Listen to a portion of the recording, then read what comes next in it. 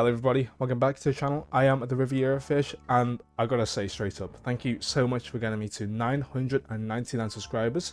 To celebrate doing so, I did ask if we could have a couple of questions so I can set up a Q&A.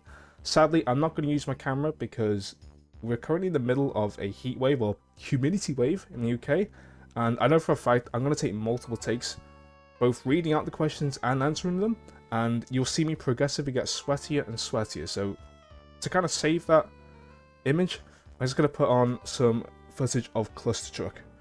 Remember when this was constantly on YouTube videos? I remember. Okay, so first question on YouTube.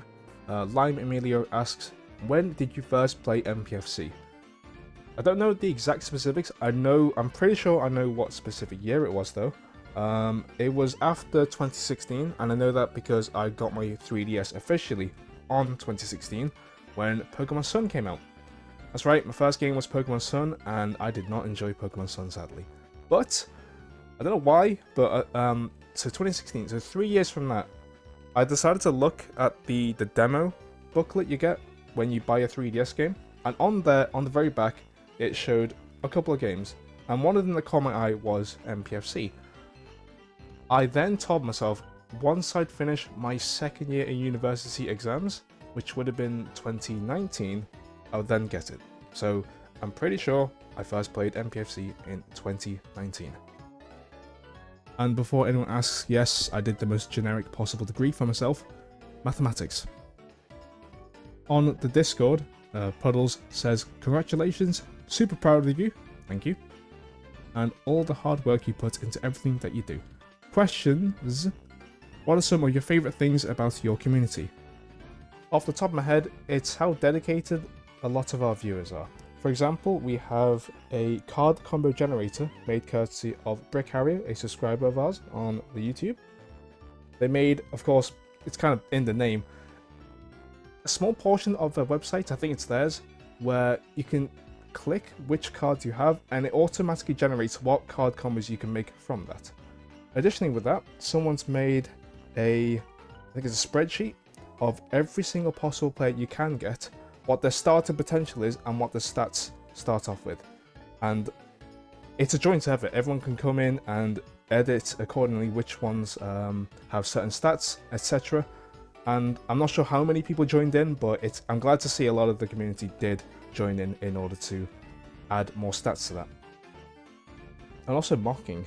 Someone on Discord occasionally pops in to stream, but again, quite difficult for them to do so because they're literally halfway across the world from us, I think. They're working on a way to preserve online functions for specifically MPFC, because that's one thing we've missed out on if you didn't get the game previously and before the server shut down. You can't play the game online anymore, only locally. And again, that's something that will lead on to another discussion about game preservation. But yeah, that's definitely one thing about the community that I love. On top of that, how active the community is with playing the game. Again, I don't get mad angry if people drop the game. It's a game, for goodness sake. You can come and go with the game. That's absolutely fine. It's no word of a lie. I post a couple of videos about MPFC in particular. I may not be good at the game, as you can see on my streams, but if you check my bio on YouTube, it definitely is a massive goal of mine to have just a bit more attention diverted to the game in particular. So it makes me truly happy when I see someone posting an update to their save file on the Discord, or if they mention it on either the YouTube stream or the Twitch stream. Even if it's not me, if people know more about the game, then I'm just happy about it. This is an underrated gem, and sadly, this is one of those games that got affected by the closure of the 3DS eShop that Nintendo did back in 2021, I think roughly. But that is an indicative of a bigger problem within gaming itself. Just on a side note, if you're in the UK or EU, please check out the Stop Killing Games initiative. I'm pretty sure a lot of you already know what it's about due to a certain drama that's kind of given a spotlight, but check it out in your own time. It's your own decision, of course. But yeah. Anyway, moving on to the next question, Puddles then asks, what are your next goals for YouTube and Twitch, and where do you see yourself in the future? For YouTube, it would be increasing the volume of videos I'll put out. I currently got a new PC, which has made it easier to stream higher end games, and hopefully I would then transition into maybe a different editing software, which makes things a bit more impressive in terms of edits. But definitely more videos. I already have 2 videos planned for Zoom 11 on the main channel, and hopefully I have a couple of videos planned for the second channel. Be sure to subscribe to the second one. It is something that I've really wanted to work on, and hopefully will become a lot more prevalent in the future. Other than that, I've been increasing the frequency I stream on Twitch. So I stream on Mondays, Wednesdays for MPFC of course, and currently I'm playing through Baldur's Gate 3, a game that I'm having an incredible amount of fun with, by the way. Ah, okay. 10? You better not give me a 6.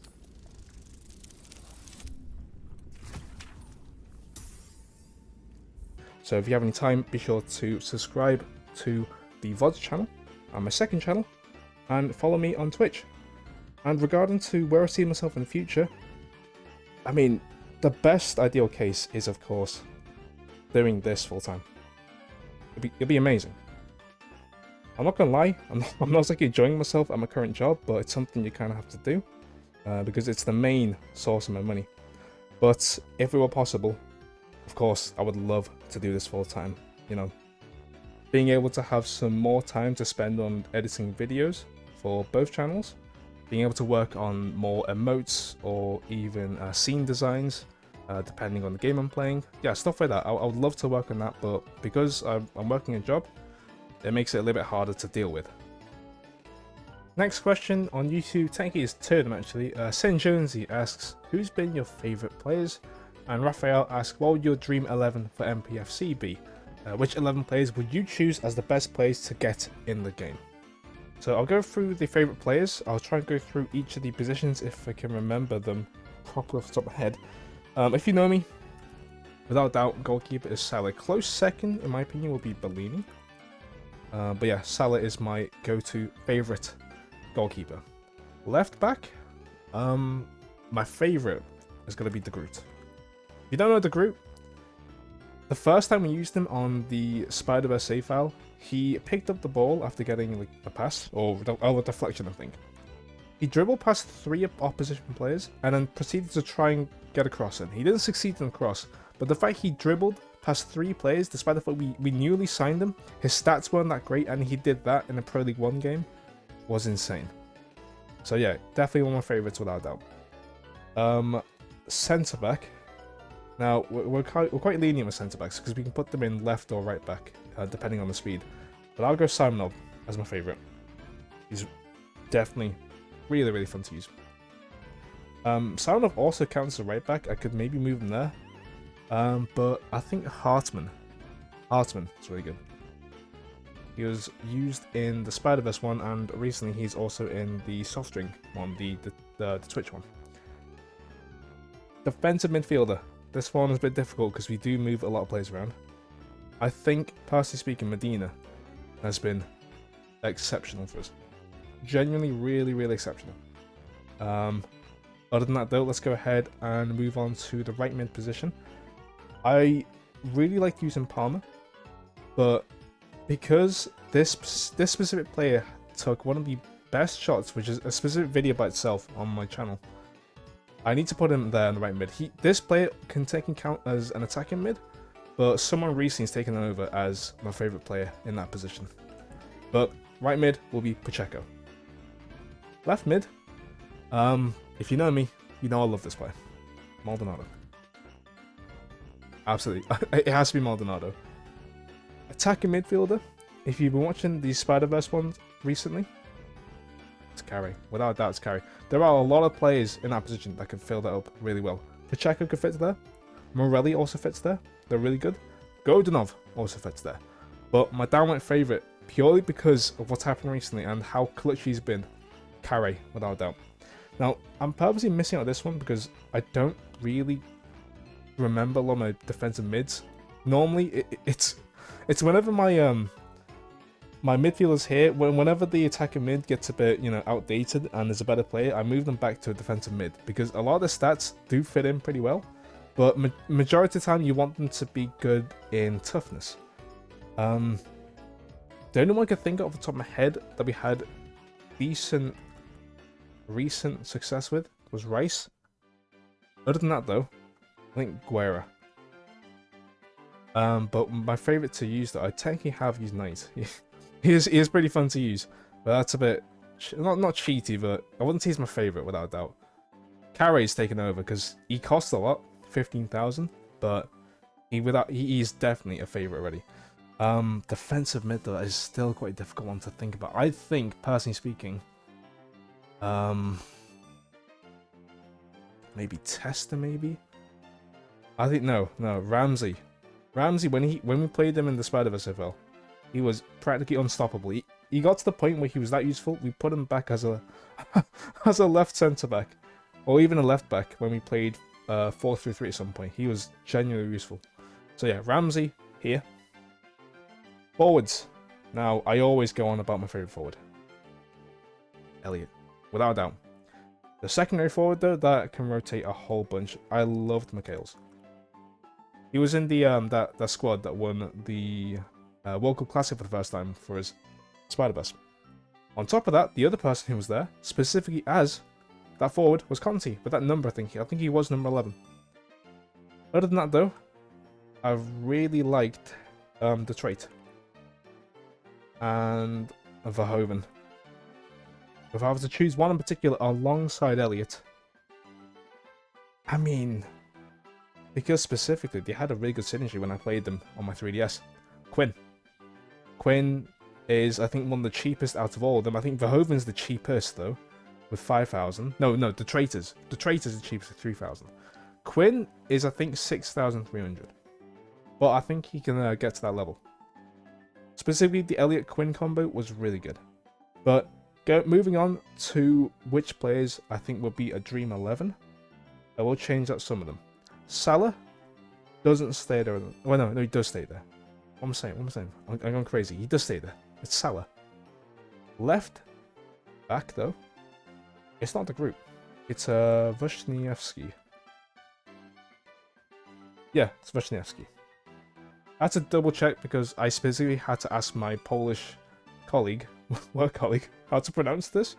This dude was my captain, and I've been mispronouncing him so often when I played him in the Spider-Verse AFL.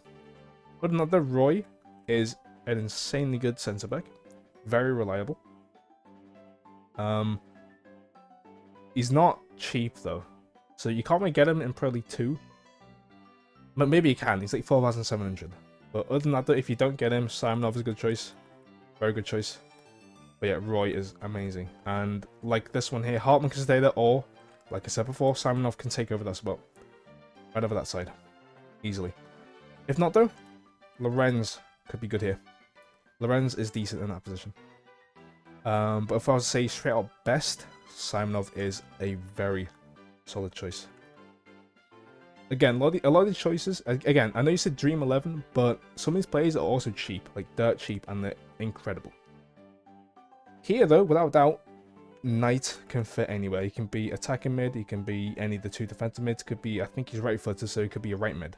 But preferably, I would put a lot of the players who already have really good stats in pretty much every single stat, somewhere in the middle. That'll be ideal for them. The other defensive one, I mean, Neto had a good stint there, Neto. As well as that, well, Whitman. Whitman's really good. Wait, no, we had Wait,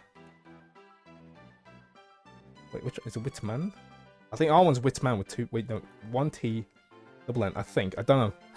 There's two Whitmans in the game. I don't know which one it is, but the one that's in the Spider-Verse one currently as our defensive mid. He fits really well there. Other than that, the Medina can also still be played. Again, very cheap. Rice is also incredibly good. How cheap he is. Right mid. I said before, Palmer can fit there. Checo also fits there. But the hardest one, in my opinion, the one that has the most amount of flexibility, is the attacking mid. Carey is very good, of course. Godunov is cheap and good. Morelli is also cheap and good.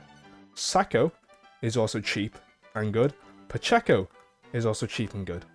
But if you have the money, without that, Carey takes over that spot, without a doubt. Maldonado on left-hand side, that can stay, but if you want a cheaper, or a somewhat cheaper option, Miller can work. Maldonado is quite expensive though, he is 11,000 if you don't have the money for him, but you do have more money than Miller, you can get Leroy. Miller is, I think, 4,000 odd. Leroy is 6,300, I think. Leroy is a solid option. If not though, if you have the money to splurge, Maldonado is an exceptional choice. Elliott stays, without a doubt. I think Conti, if we're going for costs, Conti would be an insane choice for that position. I think this might be my overall best 11. There are definitely moments where if you choose a cheaper player, they can exceed a lot of them. Yeah, Leroy can't. There have been moments where Leroy does a lot more than Maldonado at times. There have been better choices for right centre-backs. I just can't think of it off the top of my head right now, though. But from what I remember, yes, Simonov is still a solid choice. But yeah, that is my set choice currently, at least, for my Dream 11. Real there so you can see his name properly. That would destroy our budget, regardless of how many World Cup Classics you win. That would just crush your budget.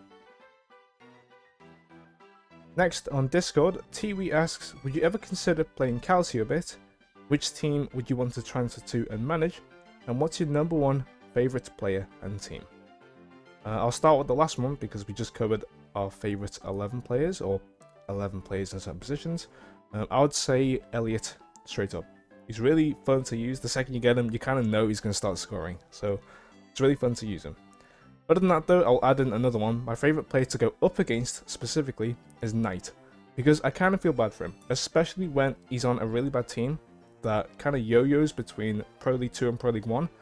And you see his stats fluctuate because every time he's in Pro League 2, he always carries, and in Pro League 1 he just flops. So he's always in a situation where he either carries a team and gets them back to Pro League 1 and just completely messes it up, and then he doesn't do anything for them whilst in Pro League 1. My favourite team, I think, has to be Bosun Old Boys. I love the kit design. The logo kind of doesn't make sense because even though it says Bosun Old Boys, the letter used is an A, which I'm guessing means atom, you know, related to boson.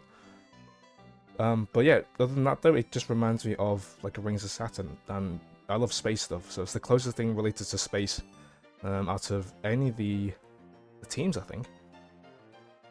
Would I ever play Calcio a bit? Possibly not, because the gameplay is largely basically the same, but some of the stuff that it kind of misses out on makes it a bit worse, such as not being able to see which player is going to upgrade their stat. Like, that's not visible. Which team would you want to transfer to and manage? I think TV themselves told me specifically you can do this in Calcio a bit. If I were to transfer to and manage, it might not be Bosun Old Boys because realistically their team isn't amazing. I'd probably want to play a team that is quite a high-end spectrum. Let's say the World Cup Classic teams. I think Kyoto Bros. They have a player called Merlin, which you can't request to be transferred to your team. Again, that's one of the biggest problems about this game. You can't transfer certain target players from the international stage. I would love to use them. If not, I would love to use the German team, Sturm und Drang. I like the kit. It's a really nice looking kit, and MPFC did not do the Germans justice with this team in particular. I would love to transfer to that team, do a mild overhaul, and just change some of the tactics just to make them a little bit better. Another question on the Discord, Matt asks, honestly, have you got a serious ambition about this channel with MPFC? Would you like to be a streamer of about 500 people, or do you prefer being a streamer of a smaller community where you can talk to any of us? Regarding the first one, that is a bit difficult because MPFC, as a game, by definition, doesn't really have much going for it.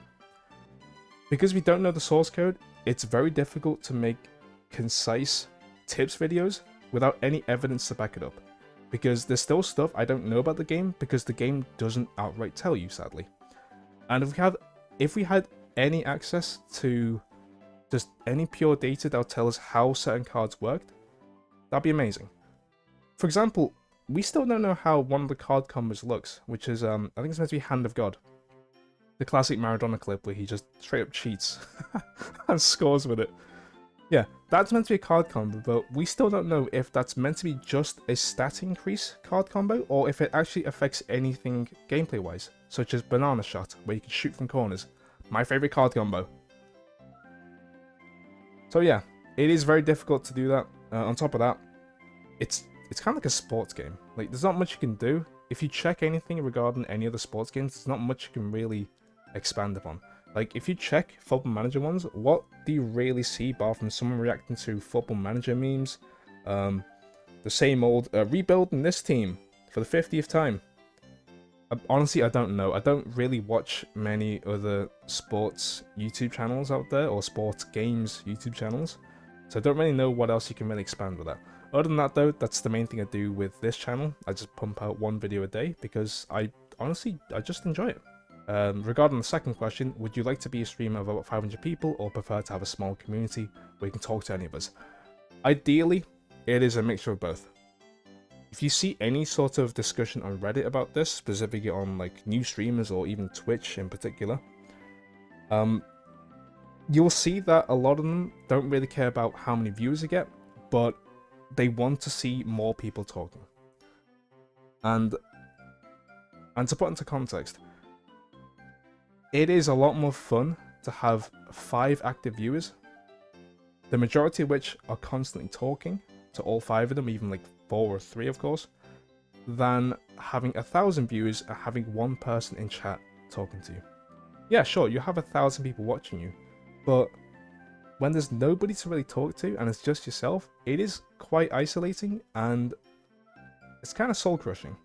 Like, you know for a fact these 1,000 people are watching you, but they're not typing. Again, nothing wrong with that. If you're lurking in Twitch, that's fine.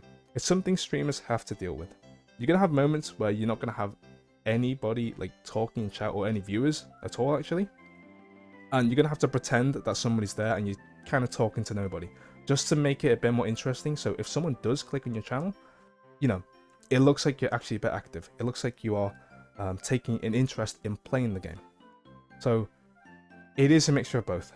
It would be lovely to have a bigger community, of course, absolutely, to watch the videos, but ideally, it is so much more fun when more people are typing in chat, actively talking. But again, don't take this as me being annoyed that nobody's talking. I'm fine with lurkers. It does get a bit lonely for me, but I'm more than capable of talking to myself when playing games. Just don't actively plan that 20 of you are going to join chat and just not talk, please. That would scare me. And that kind of ties into the next question. He also asks, was there ever a moment during your streaming / YouTube journey when you seriously thought about quitting, and what stopped you? I don't think I got close to quitting, but I've definitely questioned myself about how successful I'm currently being. And that led on to me comparing myself to others, which is not a good idea. It's not a good mindset to compare your growth to someone else and questioning why they're growing. If anything, that undermines that person's growth. Definitely one of the most heartbreaking things to do though is to work a long time on a video just for the views to not really reach what you expected it. And the biggest example is kind of, well, there's 2 of them. There's that big 50-minute video essay I did for MPFC. Looking back, it's not the best it could have been. My voiceover wasn't tremendous either. But the more you do YouTube, the more you kind of realize that it doesn't really matter. I was kind of spending too much time getting every single nook and cranny perfect as could be. And then, you know, you still find mistakes in the final video. But even despite all that, it still got a decent amount of views. But it still took however long to actually break 1,000. The other video I did was the video essay on Mystery Dungeon. I spent a lot of time on that. I spent a lot of time doing the intro. I spent a lot of time legit writing out the actual captions, word for word, exactly what it's meant to be for a 20-minute video, which, trust me, when there's bits where you have to time how long the caption lasts for. It took a very long time to do so. And for it to get, what, 100 views on the channel I posted it, and then when I reposted it on my main channel, it got within, I think, 2 days more than the original did within a week. But that plateaued at 500 views. So it's definitely kind of have to wrestle with the algorithm with YouTube, but not to fix it too much on that, but to kind of just work on more videos if I can. But it is definitely very soul crushing when you work a lot on a specific video. You do certain things to, you know, kind of fuel the idea it will get more views, but when it doesn't, it is soul crushing, but you kind of just move on from that. Next, Max asks, when you started, did you ever believe that you would do this well? A bit mixed. When I first officially started, I didn't think I'd get more than maybe 200. Like, getting 100 the first time was kind of mad to think about. But when I realized I was the only person doing specifically MPFC, and I saw the numbers go up and up as the months go by, I noticed that 1,000 was definitely achievable. I know it's going to plateau somewhere, I just don't know where. So I am going to try and incorporate some of the stuff. So kind of reversing back to Puddles' question, I will be incorporating a bit more content other than MPFC on the main channel. Or this channel at least. Puddles asks, do you think you'll ever get tired of MPFC? Yeah, absolutely. If I play it too often, of course I'll get tired of it. Like, there's just bits where you can't really just stay on the same game for weeks on end. But I remedy that by playing other games, and I'm not sure people know this about me, but I play a lot of other games. There are more games that I enjoy more than MPFC, I just don't mention it as often. If you ask me on YouTube or on stream, I will tell you what my other favourite games are, but I know for a fact I will instantly go on a tangent, so I'll leave that for the future. Finally, on YouTube, Spoon says, congratulations, what are some of your favourite films or TV shows? Also, what are some of your favourite albums? So proud of this channel. Thank you very much, Spoon. Sadly, I didn't grow up much with music, I was quite sheltered, but I do go through phases where I listen to basically the same song over and over again. Currently, I'm listening to Jamiroquai, Little L, and that moment, which is around about the 2-minute mark, that sounds like complete and utter heaven to me. Next, moving on to favourite TV shows. Again, similar thing, I just didn't really grow up with much. I grew up with Freeview, so all the generic stuff with CBBC as a kid. Other than that though, recently, of course, I've been getting into more anime. I really enjoy Jujutsu Kaisen. Season 1 was really good, specifically the animation and the fight scene. Season 2 was, in terms of, I don't know, in terms of the stakes of it, better, but animation-wise, there were bits where it clearly wasn't finished. But yeah, still overall enjoyed it.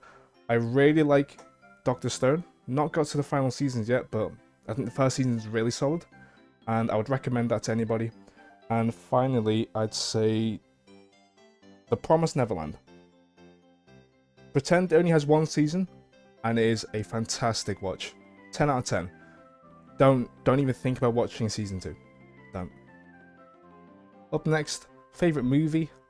If anybody knows me personally, they'll know that once I'd watched this movie, I could not shut up about it. And it was Puss in Boots 2, The Last Wish. And that sounds odd, but it truly is a fantastic movie.